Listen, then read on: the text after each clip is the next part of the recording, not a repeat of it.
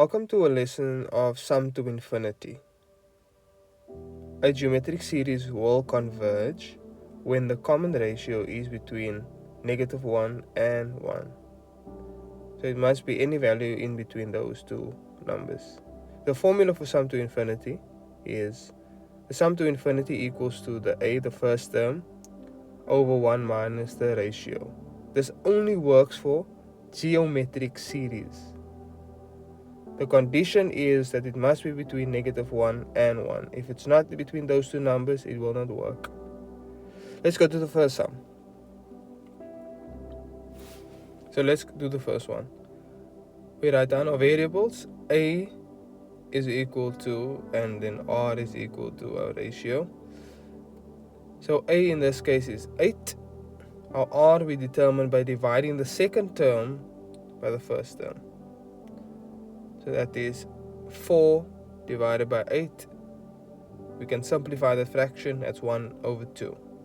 So therefore this value, the R, a half, is between -1 and 1. So that fits perfectly the condition of this infinity series. So we write down the formula. Sum to infinity equals to A over 1 minus R. So we substitute. Our A is 8 over 1 minus a half. Therefore, our sum to infinity is equal to 16.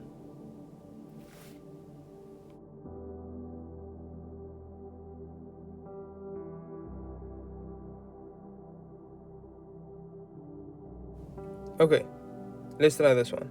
We write down our variables. A on R is equal to, A is 3 in this case, it's the first term. And our R is term 2 divided by term 1. And therefore that's 1 divided by 3. And there we go. So now you can see that we have R is between -1 and 1. So it meets the condition of a sum to infinity series. So let's go solve it.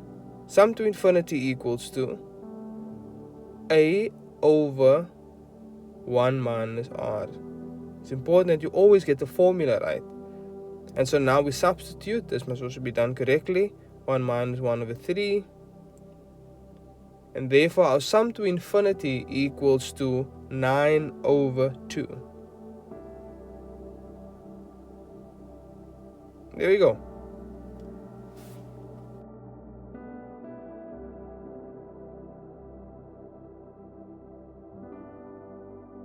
Consider the following series. And now the question asks, for which values of x will the series converge? Now this is a typical exam question. Convergence, remember, only works with the condition of the R being between -1 and 1. So let's determine our R first, and then we can see what we can do with that. So R is equal to term 2 divided by term 1. Regardless of what the series looks like, we always divide the second term by the first term. So that is 2x and x minus 3 in a bracket over the first term, which is 2x. Now we can see the 2x occurs at the top and at the bottom, and they're multiplied, so therefore we can cancel it out. Our answer is therefore R is equal to x minus 3. So now that we know what R is, we can substitute. So we write the standard condition. -1 is less than R, and R is less than 1. So we substitute. X minus 3 is less than 1.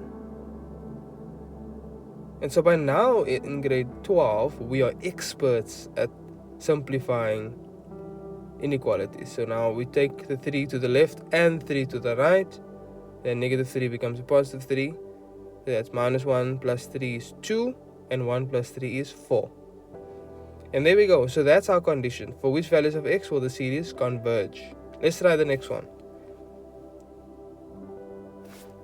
If x is a value for which the series converges, calculate the sum to infinity.